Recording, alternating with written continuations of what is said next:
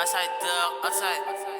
Yeah. I'm outside there, outside. We coming like leads and bringing that grease and slide on top corner, then slide on my knees. My youngest, they coming like Daniel Reese. My Lebanese tell me to grab on a whole nother fetish, a whole nother topic, a whole nother reason to stick to my logic. I learned from Mourinho, I speak, I'm in trouble.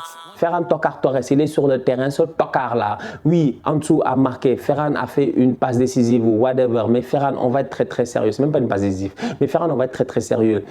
Il reste un Tokar.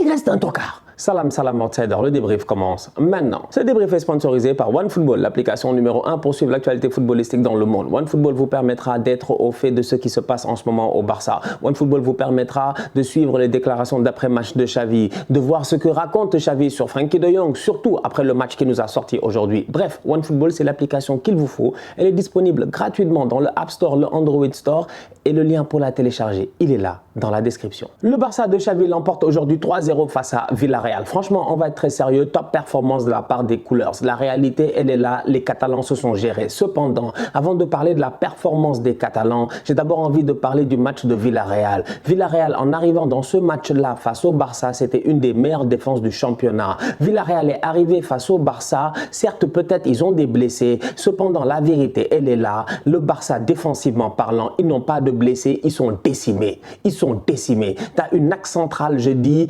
Marcos Alonso, Jules Koundé. Aujourd'hui, pendant 90 minutes durant, à mon humble avis, le Barça a fait un match avec un seul défenseur central. Et ça, c'est sensationnel. C'est là où j'ai envie de saluer Jules Koundé qui a sorti une top performance. En fait, franchement, offensivement, tout ça, les boys, vous de milieu de terrain, vous me connaissez, on va en parler. Mais défensivement parlant, ce qu'a fait Jules Koundé, ce travail-là, cette assurance-là, cette confiance-là, cette vitesse-là, cette couverture-là, les erreurs qu'il a eu à effacer de Marcos Alonso, c'est ce qui permet au Barça aujourd'hui de faire un clean sheet. Dans ce match-là, normalement, si toutes les conditions sont réunies au niveau de Villarreal et si Villarreal n'est pas Villa Tokar et que les gars sont capables de se gérer devant Jackson et Danjuma, normalement, Villarreal doit mener 2-0. Taf, taf, ils ont tellement d'occasions en 10-15 minutes, ils doivent mettre un but. Mais il y a des passes là, tu dois donner, les gars n'arrivent pas à donner des passes, des bons contrôles de Danjuma, on est incapable d'en trouver. Bref, c'est un Barça qui aujourd'hui, petit à petit dans le match, est monté en puissance. C'est là où la différence se fait. Ils sont rentrés dans ce match-là avec un tout petit peu de fébrilité, c'est normal. Pourquoi? Parce que je vais vous parler du contexte qui nous amène dans ce match-là. C'est Xavi qui s'assoit et qui nous raconte que Busquets est fondamentalement important. C'est quoi ça?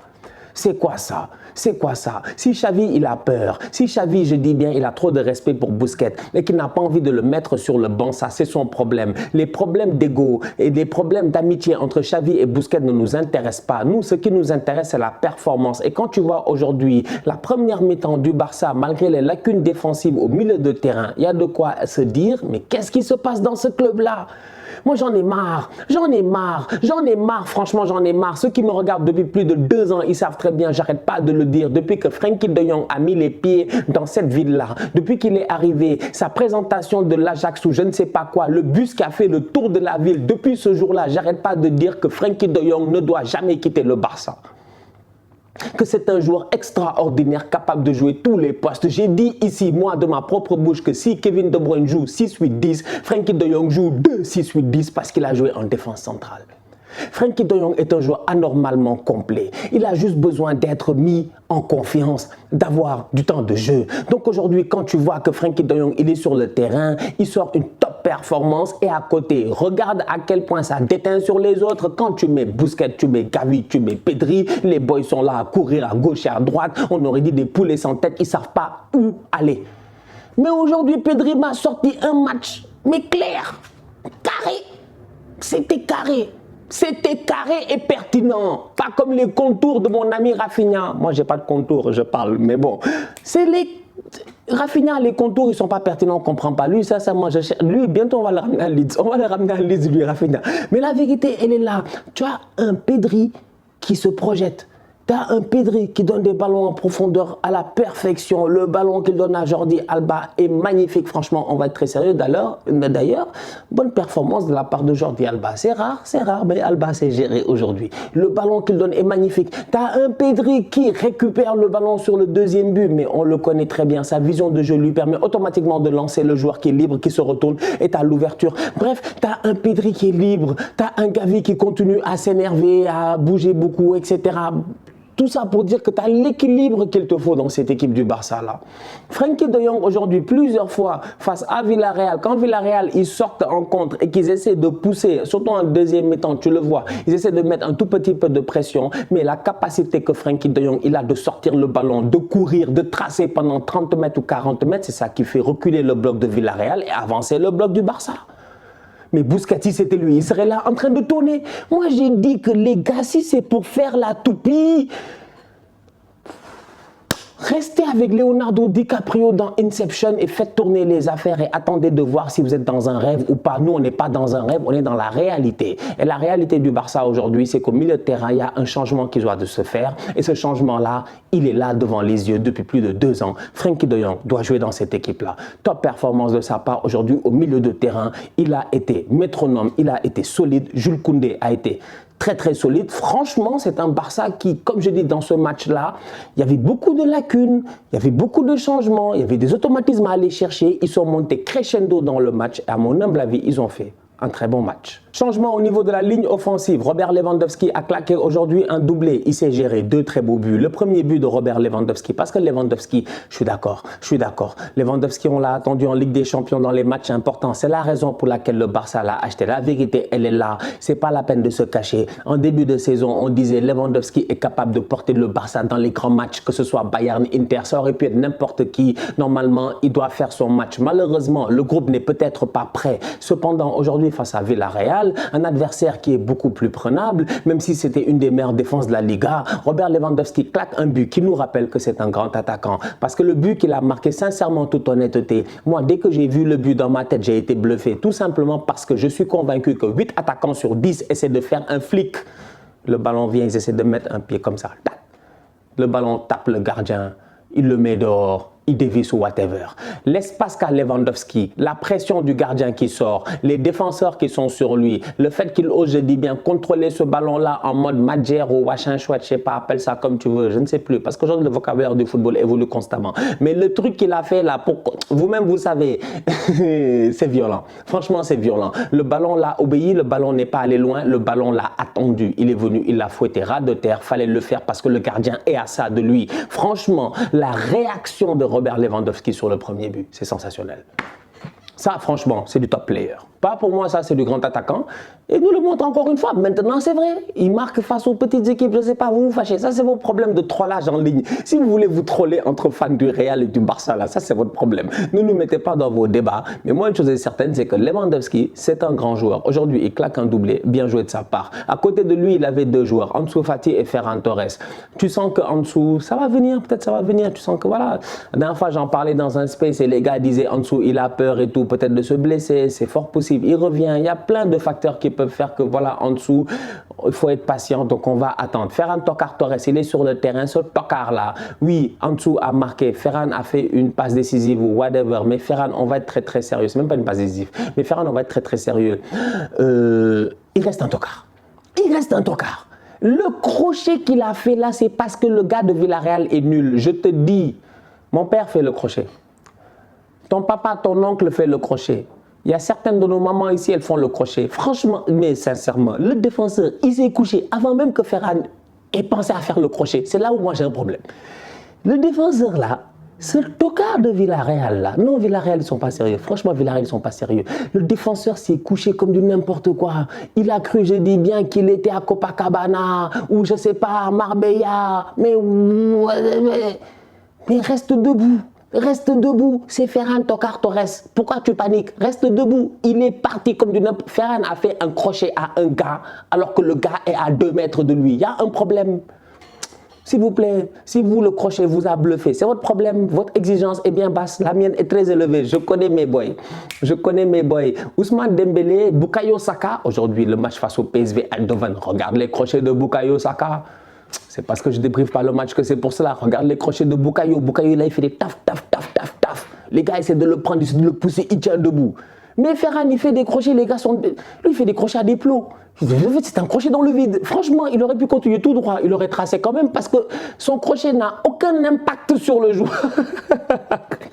Le gars est parti. Si Ferran, il fait ça, c'est perpendiculaire. Ce tocard-là, faut pas nous fatiguer. Bref, il a eu quand même beaucoup de lucidité. Ça, je lui donne énormément de lucidité parce qu'il est resté très calme. Ça, c'est important. Il aurait pu s'enflammer, bouler le ballon, tout ça. Il est resté calme. Bref, je suis très dur avec Ferran Torres parce qu'on s'attend à beaucoup plus de la part de Ferran Torres. Mais aujourd'hui, son match n'a pas été catastrophique. C'est pas catastrophique. C'est juste que tu sens qu'il n'est pas en confiance. On dirait qu'il a peur. Toi, tu vois Gavi est hors jeu. En première mi-temps, tu vois Gavi hors jeu, mais trace, calcule pas le boy. Mais non, il a dit non, attends, je vais donner à Gavi. Gavi a pété un cap, Gavi a frappé sur le ballon, il l'a traité de tocard. Il l'a traité de tocard en catalan, franchement. Je suis sûr, il a dit tocardo, parce que c'est pas possible, en fait, c'est pas possible. Comment faire? Il voit Gavi hors jeu. Il sait très bien que le boy il est hors jeu, il donne le ballon, je ne sais pas ce qu'il a essayé de jouer. On dirait qu'il a peur, mais ça va venir. Donc du coup, tu as un Barça qui a un contrôle énorme au milieu de terrain aujourd'hui. Franchement, moi j'ai bien aimé ça. C'est ça que tu veux voir. Des boys dynamiques qui bougent, taf, taf, et puis une touche de balle. En première mi-temps, vous êtes là. Les 15-20 premières minutes, là, avant que le premier but y rentre, à un moment donné, il y a un ballon, moi ça m'a frustré. Ça m'a frustré. J'étais là et j'ai regardé et j'ai dit, vous n'êtes pas sérieux. Si c'était le Real, il y a but. Si c'est le Real, il y a but. Il y a but de Karim Benzema. Robert Lewandowski fait une transversale de l'autre côté à Oulala les Zoura. Première mi-temps. Alors, qui était là-bas? C'est Ferran. Il fait une transversale à Ferran. Je pense qu'il fait une transversale à Ferran ou à Sergi Roberto. On est en première mi-temps. Lewandowski est dans sa moitié de terrain. Il fait une longue transversale. Quand il a fini de faire la transversale et que l'angle de caméra s'est retourné pour nous montrer ce qui se passe de l'autre côté, nous tous, on sait franchement, toute honnêteté, si on a l'habitude de regarder des matchs, et on en regarde énormément et je sais que vous en regardez énormément, on sait que l'attaquant ne va pas rester là à attendre. Robert va pas rester là à la place de, je sais pas moi, du latéral gauche ou du défenseur gauche à attendre. Non, il va tracer vers la surface de réparation en attendant un centre plongeant pendant que les autres sont en train de combiner et que l'attention est de l'autre côté. Dude, j'ai pété un câble. J'ai dit ça depuis longtemps. Carvajal, il a mis le ballon plongeant pour Benzema parce que le ballon devait revenir automatiquement pour Lewandowski qui finit son appel de balle. Mais il avertit les gars depuis longtemps. Il est là, il demande à Pedri, il demande à tout le monde. Faites le centre, faites le centre. Personne ne fait le centre. Le jeu est trop lent. Votre tiki-taka, tiki-taka, tiki-taka, je vous l'ai dit ici plusieurs fois, c'est ça qui va vous tuer. Gérez-vous. Jeu rapide, de temps en temps, c'est important. Aujourd'hui, le deuxième but, récupération de Pedri, ça va très très vite, ça explose sur les gars de Villarreal, ça les surprend. Bloc bas, comment tu veux les surprendre? Quand tu as la technique que tu as au Barça et l'intelligence que tu as au Barça, joue vite. Voilà, donc bon match face à Villarreal, il y a des enseignements, Xavi n'a qu'à se gérer, il a beaucoup de choses à apprendre, il n'a qu'à arrêter de faire le tocard parce qu'il nous fatigue. Il n'a qu'à faire de bons choix parce qu'il y a moyen pour cette équipe du Barça de fatiguer peut-être le Real. Parce que pour le moment, moi je vous avertis, les Madrilènes là, en championnat, je ne pense pas qu'ils vont perdre beaucoup de points, je ne pense même pas qu'ils vont en perdre.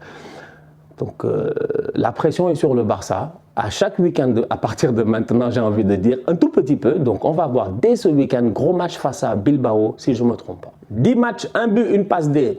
Un joueur peut être impactant dans le jeu. Tu te dis, ouais, il est dans le jeu, il est pertinent, il n'y a pas de problème, il est très talentueux, il est capable de nous bluffer, tout ça, on le voit. Il participe en fait, il est explosif, il est dans les pré-passes décisives ou whatever. Rafinha n'est dans rien du tout. Rafinha. Mais wesh. Mais en ce moment, Miguel Almiron est plus fort que Rafinha, c'est grave. Il y a un problème. Je vous ai dit que si c'est trollé seulement, vous ne trollez pas mieux que moi. Mais franchement, tapez une plate du pied, sécurité, place de Ousmane. Tu as vu Dembélé, comment il s'est retourné? Dembélé s'est retourné, on aurait dit un papa qui vient de voir le bulletin scolaire de son enfant et qu'il a vu que le boy a redoublé. Franchement, Dembélé il n'a même pas parlé. C'était le summum du daron africain fâché. Il s'est retourné, il s'est dit, mais c'est quoi ça? Plat du pied, sécurité. Ah, Rafinha, un but, une passe D en 10 matchs de Liga, joué pour le moment. Je trouve que le ratio est insuffisant. Et il y a quelque chose qui, ça m'étonne, je ne sais pas. On va me dire c'est le côté dans lequel on le fait jouer ou l'autre côté. Je suis un peu perdu en fait en ce moment. Il y a beaucoup de joueurs offensivement très pertinents au Barça, mais je suis assez perdu. Cependant, en ce moment, au moins on est d'accord qu'au milieu de terrain, on voit ce qui devrait être l'animation qui devrait être là. Offensivement, jusqu'à présent, je ne sais pas quelle animation il me faut autour de Robert Lewandowski, parce qu'à part Ousmane Dembélé, et même là encore une fois de temps en temps, il ne se gère pas, j'ai l'impression que les autres sont under the level. Ils ne sont pas au top, ni les Ansu, ni les Ferran, ni tout ça, ils ne sont pas encore au top. Ils vont peut-être l'être dans quelques semaines, on le souhaite au Barça, mais pour le moment, franchement, c'est très inconsistant, c'est très inconsistant, surtout quand tu regardes les autres à côté, quand tu regardes tous les autres grands clubs, Manchester City, le Real, etc. Et même le Barça, si je dois être méchant, je dois les comparer au club d'Europa League. Si tu regardes Arsenal, nous on est consistant, on n'est pas consistant, il y a un problème. Donc il y a quand même, si tu es Blaugrana Coolers, tu dois être exigeant et cette exigence-là doit t'amener à être beaucoup plus dur avec cette équipe-là parce que pour moi, ils doivent faire beaucoup mieux, beaucoup mieux. La famille, on se capte très bientôt pour un nouveau débrief. D'ici là, on continue à liker, on continue à partager, on s'abonne. On est ensemble, on reste en santé, c'est le plus important. Tous outsiders.